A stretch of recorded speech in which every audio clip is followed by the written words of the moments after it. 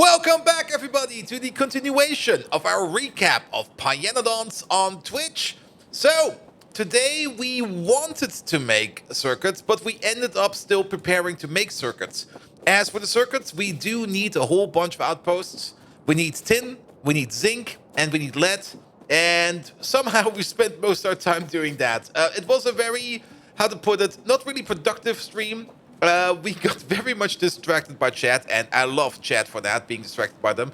And we talked about a whole bunch of things, but we did not really do much in terms of optimizing on the base. We did learn a couple things though. For one, it seems that for my playthrough, the tailing ponds seem to be a little bit bugged. The tailing ponds over here, they should have some kind of level indicator, how full they are. So if you, for example, fill them up over here, as we do over here with aromatics, we should see the aromatic liquid in here. There should be an update of this sprite depending on what kind of liquid is in it and how full it is. And for some reason, we don't have that. Also, another thing that we don't have is these tailing ponds over here, they should overflow. They should overflow if you overfill them with a liquid, and even that is not happening for us because we have a pump over here. The pump is full of liquid.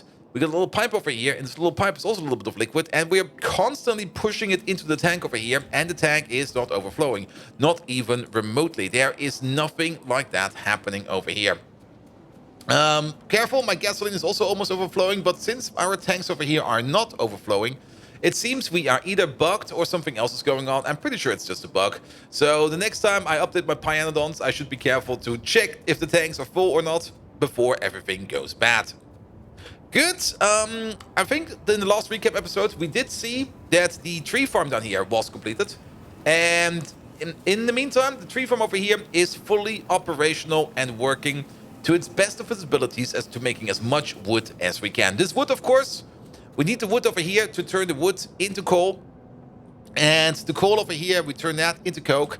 In between, we get tar and coal gas out of this recipe. We get 10 coal gas and 30 tar out of 10 wood over here. And then the follow-up recipe, we get another 40 coal gas and another 50 tar.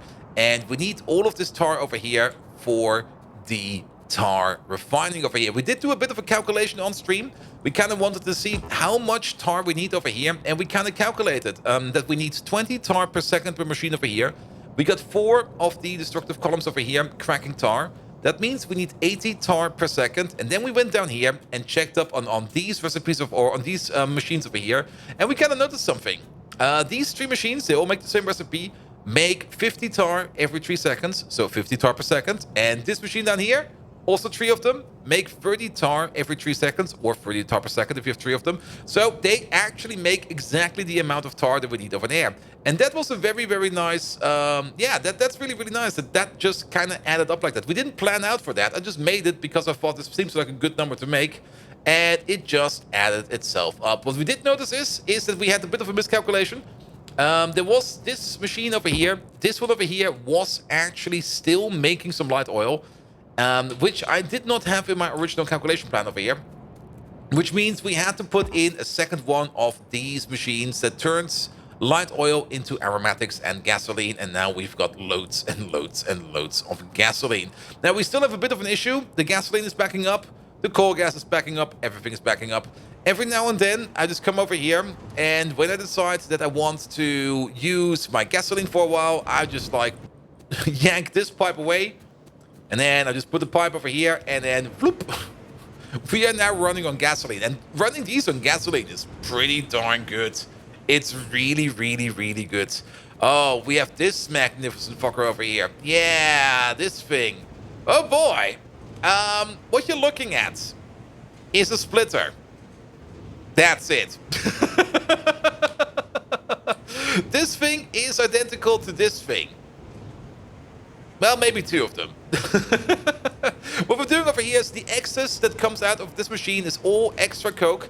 And we are trying to balance it onto 3 outgoing lanes. One of these goes to the outpost on the west side of the base. One of these goes to the outpost on the north side of the base and the new smelter. We're going to take a look at that right away. And the bottom one over here goes technically to a power plant, which I think we haven't hooked up yet. We kind of wanted to use this power plant over here with coke. But we kind of stopped doing that because the supply of coke over here was not, how to put it, it was not stable enough. But it seems it might be stable now. So you know what, for now, let's just try this and see where we end up. Again, a splitter over here would solve every issue, but, well, we can't have nice things. Good. So, very important to make our basic copper, our basic circuits. Where are they? They are over here. Yeah, they should be over here. There they are.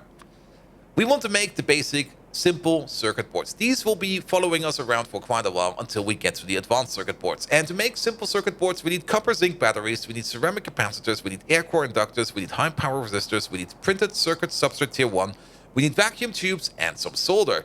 The copper zinc batteries we make out of copper, zinc, a bit of cellulose. Cellulose we can make out of wood, and saline water we can make it out of salt or rocks. Doesn't really matter. And for that we need, of course, copper plate and zinc plate. So we need zinc plate from somewhere. Zinc plate we have over here. There is the basic simple recipe over here. I think it's 10 zinc ore into 1 plate. Put it in the smelter and you get it. The only thing we need to do is, of course, mine the zinc. Good. Then we need ceramic capacitors. That is ceramic and tin plate. Tin plate, same thing. Tin plate has the same recipe. I think it's 10 tin ore into 1 tin plate. We just need to get the ores in for now. Cook it up into tin plate and we're good over here as well. Ceramics, on the other hand, is coke and clay. Well, we already got a good amount of coke going around in the base and we don't really know what to do with it. Maybe this coke over here, maybe instead of putting it into a power plant, we might just put it into a ceramics machine. We will see about that soon. Good. Then, air core inductors, that's the thing we can already make from the get-go. High power resistors is more coke, glass, and tin plate. We have this around. Glass is over here. Tin plate is over there. Coke is around. So we can make those as well. Printed circuit substrates. Tier 1 is the only thing that requires a little bit more of brain juice. We need to make formica. For that, we need to make treated wood, sap, raw fiber, and formaldehyde. Raw fiber we can get out of wood or out of key calc. Well, we don't have key calc yet, but we're just going to make it out of wood for now. It will be fine. Sap we can get from a sap plantation, and formaldehyde we can get from methane, and methane we get from moondrops. Now, in the previous episode, we have seen, or we have made this tree growing over here, or this tree grow over here, which grew all the trees that we needed for our plantation down here. We've now kind of switched this one around. Instead of making trees, we are now making sap trees. And we need 2 sap trees per sap extractor. This is just a basic sap farm. This one over here makes 1 sap every 20 seconds. Now, I'm pretty sure that we are going to need to make at least 1 sap per second at some point in time. So we are going to have to make 40 sap trees. 20 sap tree farms, and we need 40 sap trees for that. Currently, we have 30 over here. And currently, we are not making this because we are out of wood. And the wood that is being used over there is... I think it's not connected. I think it's just not connected. Now that I look at it, I think it's not connected. Let's have a quick peek at that. We got the wood line over there. And the wood over here should come from... Oh, it should come from over there. I see. But that doesn't happen anymore. So instead of that, we now do this. Let me just fix it real quick. I'm out of belt. Well, we can probably pick up this belt real quick. Good. In the meantime, you can already see that big gold blue building sitting over there. That is the farm for the moondrops. And moondrops are really, really nice to have. Let me just set this up real quick. You set them up. It's, I think, the first real plant or farm you have to make in Pyanodons. And of course, we need to farm some of these up. And this is the Moondrop greenhouse. We only have 1 recipe available, and we should maybe also put some more Moondrops in here. And the basic recipe we currently have available is Moondrop seeds. Just add water, and out of the seeds, sprout Moondrops. Now, how do we get more seeds? Well, that is where the botanical nursery over here comes into place. The botanical nursery over here can take 5 Moondrops. We get 2 Moondrops back. We maybe get 1 to 3 Moondrops back. We get 7 Moondrop seeds back, and we maybe get an additional 1 to 3 Moondrop seeds. Why this recipe is like this, I have no clue, but, well, I'll take it. It's like this now. But this is definitely a positive loop. We put in 5 Moondrops, and we get guaranteed 7 Moondrop seeds. and every seed makes a Moondrop, so we are more or less in an absolute positive loop. The only thing we need to do every now and then is to fill this thing up over here. Of course, this machine over here, and it already has issues, could fill up with seeds. Yeah, there they are. Let me just help you out real quick. There we go. So let's maybe do something like this. And then we can maybe also fill up on the seeds. There we go. Now wait, it has to be a whitelist. There we go. So now it can spin indefinitely, I guess. Let's hope it doesn't get stuck, but with this at least it can spin non-stop. And we're gonna let this one sit over here. We do need quite a lot of these Moondrops to make all the farms that we want to make. We're probably gonna make, I think, at least 10 of these. So, and each one of these has 20 Moondrops in them. So we would need at least 200 Moondrops. So I'm just gonna let this thing spin over here until we get the stuff that we need. The same over here for the seed farm, not the seed farm, the sap tree farm over here. We're just gonna let the sap tree machine over here sit and spin until we're done. Then, of course, the classic, the seaweed farm. We do need seaweed for something. I'm not quite sure what we need the seaweed for anymore.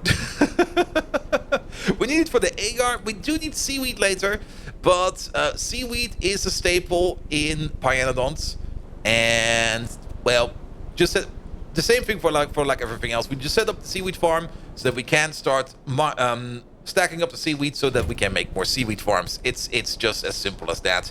Also over here we only have one recipe. Only basically just add water, make seaweed. Later on we do get better recipes for this. Excellent, good. And then of course we got the smelter up north, and we did also expand the ash sorting because we did make a new power plant. We had a bit of power issues going into the base. We're now currently at 20 megawatts constantly. And the current power setup we had was not good enough for 20 megawatts. So we had to make a bit of a power plant. Let's maybe drive over to our outposts a little bit and check them out for ourselves. Good, good, good, good, good. We also still have this little power plant over here, but that little power plant, I don't really care about that. That can go at some point in time. Good. Where's my car? My car's over here. So, where did we outpost to? Well, let's have a look at the map once I'm at my car. There we go. So, we needed the tin and the zinc. That's over here. That's now the Niploid zinc farm and the Rural de Ghoul tin farm, or not really farm, mine, more or less. We're gonna have a look over there. I did start putting name in the game in a little bit more. Now that the base is a little bit more apart, and now that we have like a little bit more, well, it's very far apart over here. And now that we have a little bit more space around, I've started to put the name in the game, Twitch reward in here and there, wherever I feel like. In the Nullius playthrough, we had like all the names pretty much condensed in one space, and I kind of dislike that. I really enjoyed just having random names in the base. Whenever you just drive around to the base, you'll find a random name, and you go like, oh, it's this guy. Oh, it's that guy. And if you want your name in the game, go check out the Twitch stream and just click on the user reward, and I will try my best to put your name in the game in as well. Good. We're going to drive over to the lead outpost, but you can already see that over here with Sergeant Blaze, we have something new, and this is our current setup for a power plant. It's not really the biggest power plant you've seen. It's definitely something completely different than what we saw in our SpaceX and K2 series, where we had this massive, massive biofuel power plant. Now, what I did over here is I wanted to dedicate a single raw coal field over here just for power. And that is pretty much what we have done over here. This is just basic raw coal into boilers, into steam, into power. And this is very inefficient. This is actually a pretty terrible thing to do, but we need something to do to get us through the early game. And so I was just like, here, let's take this field over here. It's like in the middle of nowhere. It is already making a decent amount of pollution. Lovely. And just dedicate this to this. And it's set up that this power plant over here will consume a full yellow belt if this thing over here is running at maximum speed. So if this thing is going to 100% or near to 100%, this yellow belt over here will be fully consumed, and the ash belt over here will also be full of ash. Because every piece of raw coal we consume over here, we do turn into a piece of ash. I'm a little bit concerned that ash over here is backing up. That should actually not be the case. I mean, if you think about it, it should not go up because we feed it as fast as we take it out.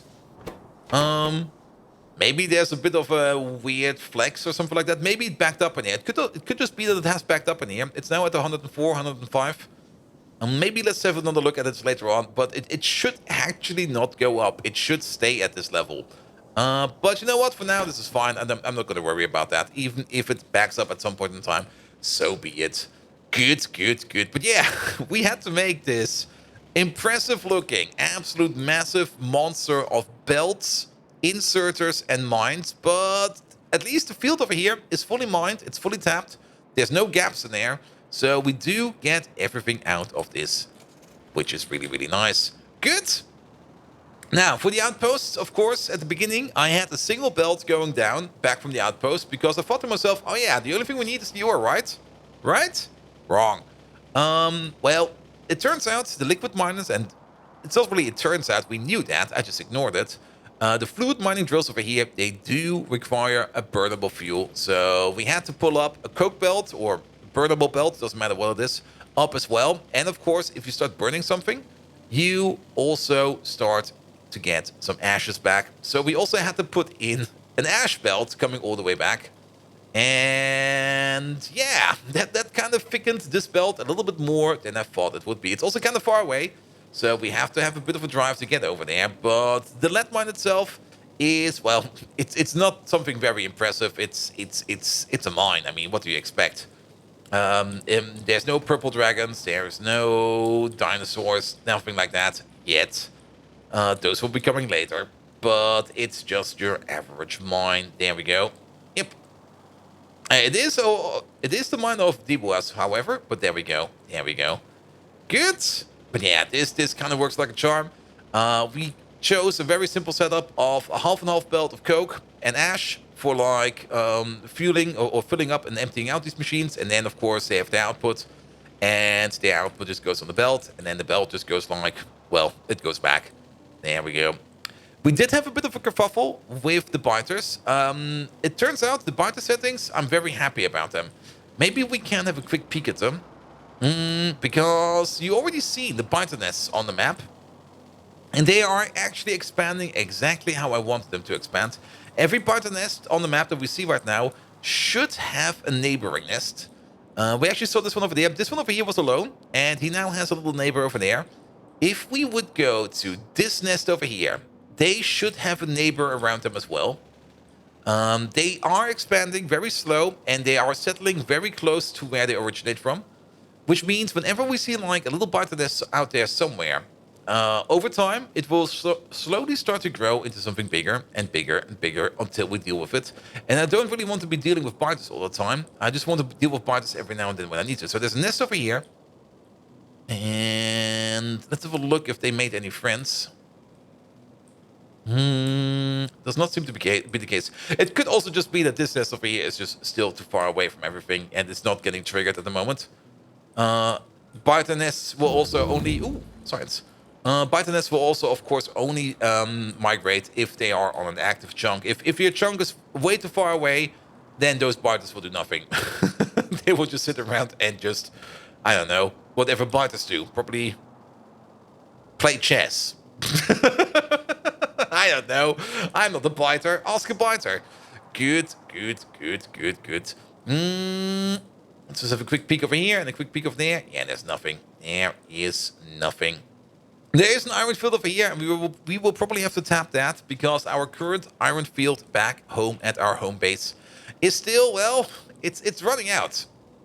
So we do need to figure out something big. And I was kind of hoping we would maybe we could manage to just get the first circuits done real quick, so that we can at least make a decent new mine, like at least something that does some kind of processing to the ore with the new ore field. I would prefer to do that. But for that, of course, we do need to make our green circuits. Anything we missed in green circuits over here? Let's have another quick peek while we drive around, because the drive is very long. There we go. Solder, of course. Yeah, solder. We make solder out of lead and tin. We have those. Vacuum tubes, that is copper, iron, glass, vacuum, and graphite. Graphite is coke. So we have that as well. And then the printed circuit substrate, the formica. Anything we missed over here? No.